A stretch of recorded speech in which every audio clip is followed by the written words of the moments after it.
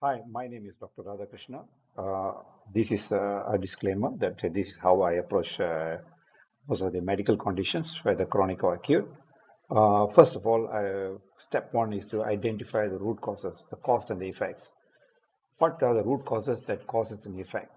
So I will try to identify the effects like inflammation. In the inflammation, you can break it down to the molecular levels, whether it's mitochondria or the metabolic pathways or the cytokines or the inflammatory markers, and whether we can do any investigations in that form to identify definitely the biomarkers of this inflammation. And this inflammation will have the cause effects of the symptoms.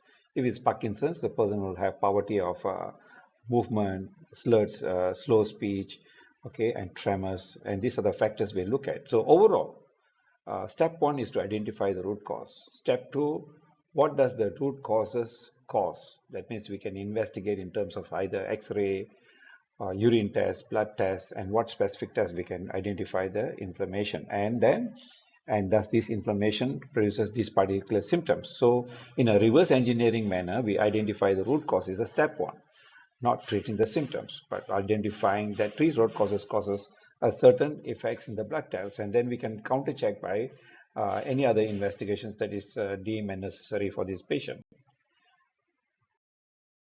As in the case of this person having, this doctor having auditory hallucination. So we need to identify which part of the brain does this cause effects of auditory hallucination. And we found out that it will be in the near to the thalamus in the auditory cortex. So we identify this area. Next question is, how does this area gets affected and what is the root causes that causes this auditory hallucination? What is the mechanism? What are the pathways? And what is the cause and effects? And we need to identify these step by step. And next question is, if we have identified that question, how do we go into the brain and remove the root cause and the effects of the root cause? Right. Next, if we go into the brain cells in the area of maybe substantia nigra, where Parkinson's is involved, you can see the lead toxicity disturbs the neurons, and these particular neurons areas initially is affected is NMDAR. NMDAR in a long form is N-methyl D-aspartate receptor. And the second one it will affect is CREB. CREB is CAMP response binding proteins, or this is where the dopaminergic neurons are present. And then the third part will be the calcium channels. Basically, it's VGCC. VGCC stands for voltage generated calcium channels. So when there's a lot of calcium entering a cell, it causes a byproduct called reactive oxygen species, or ROS. When there's an excessive of it, this is when the stress response is created, and there'll be a disturbance in the endoplasmic reticulum stress. Okay, and all these can contribute to what you call the in the nucleic transcription area, where it causes the IEGS, that is basically immediate early genes, and BDNF is brain-derived neurotrophic factors. So basically, we have seen that it causes, especially in the VGCC, it will cause a decrease in the trophiphysine and synoptibrovine. These causes a decrease in the GABA and increase in the glutamate levels. So there's a discrepancy in the neurotransmitters. So in the endpoint, there's a hyperexcitability. And this hyperexcitability will disturb the neuron inflammation, neuron stress, inflammation, apoptosis, hyperexcitability, cognitive disorders. So this is as far as a single neuron is concerned. Let's take it to the gross levels from here. And some of the methodology they use is to give BDNF, for example. Instead of identifying the root cause, we are giving a BDNF according to some of their teachings going out in the market. So we address the root cause and the damage done by the root cause. So we address the root cause and the damage done by the root cause. Here is a molecular level. You're actually observing the root cause and the damage done by the root cause. The root cause here is lead, and the damage done caused to the NMDAR, vascular voltage generated calcium channels, and CREV, and you can see what happens to the hyperexcitability. These can be tested.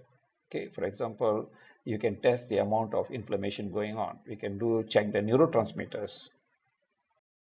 Next, we look at the mitochondria in the brain. And if you see, the PB is lead. Lead has gone into the mitochondria, and it has affected the electron transport chain and causing massive oxidative stress or reactive oxygen species.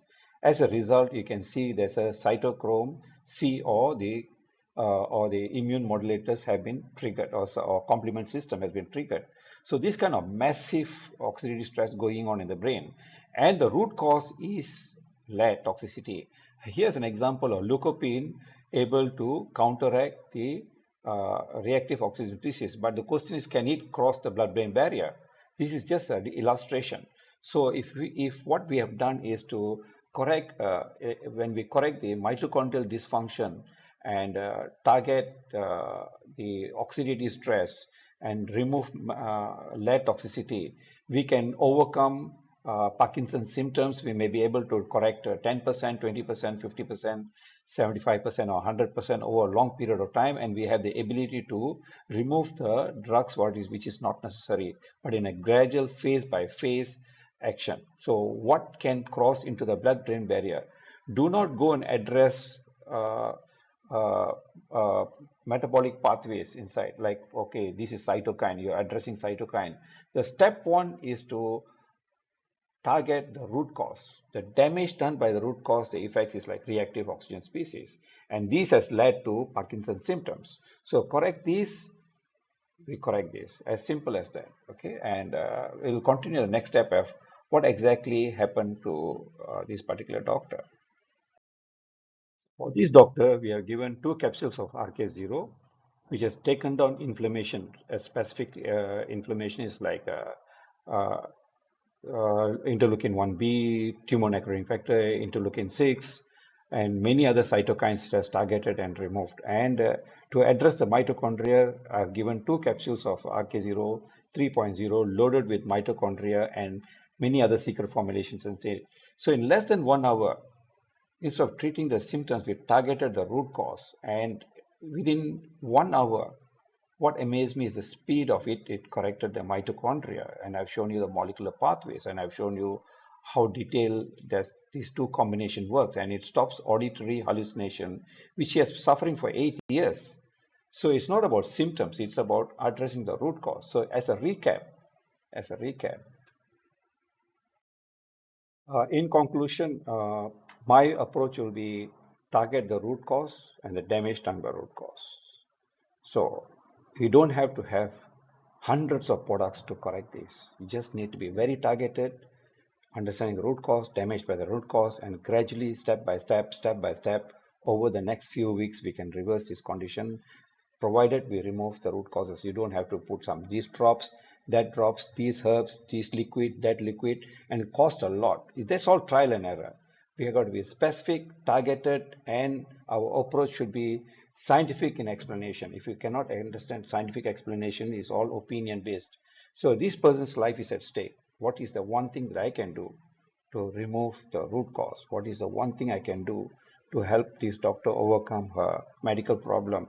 So these drugs are given to sustain this or to maintain this disease. They're supplying dopamine and many other factors. But what I'm doing is to do reverse engineering. This is the methodology I use, and I've developed products. That means I've converted my knowledge to a product, and it is showing the results. So I'm not based on theory. This is actual, practical, and I'm Dr. Radhakrishna, your friendly doctor. Call me back anytime you need, or you need any other explanation. You can always message me. Thank you and goodbye.